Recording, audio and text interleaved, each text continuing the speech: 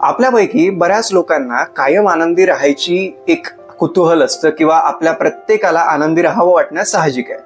मात्र आपल्या ब्रेनला तसे सिग्नल्स जात नाहीत वेळोवेळी, कारण आपला ब्रेन हा आपल्याला सर्व्हायव्हल म्हणून मदत करायला आलेला असतो. तो कन्फ्यूज असतो की आपण नेमका आनंद का शोधतोय प्रत्येक वेळेस, आणि मग इन्स्टंट डोपामाइन रिलीज व्हायला लागतं. रील्स, शॉर्ट्स या सगळ्या गोष्टी आपण बघतो किंवा कंटेंट बघतो आणि त्याच्यातनं आपण बेसिक हॅपीनेस शोधायचा प्रयत्न करतो, म्हणजे सुखाचा शोध घेतो.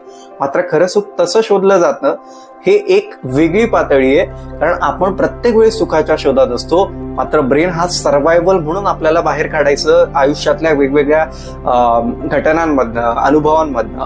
मग चांगल्या घटना ज्यावेळेस घडायला लागतात, चांगली माणसं भेटतात, चांगले अनुभव येतात, त्यावेळेस ब्रेनला सिग्नल जातात की बाबा रे, आता आयुष्य हे असंच आहे ज्याच्यात आनंद, दुःख याचा सगळ्यांचा वाटा व्यवस्थित आहे. मात्र ब्रेनला ते सिग्नल ऍक्सेप्टन्स या कृतीतनं गेले पाहिजे.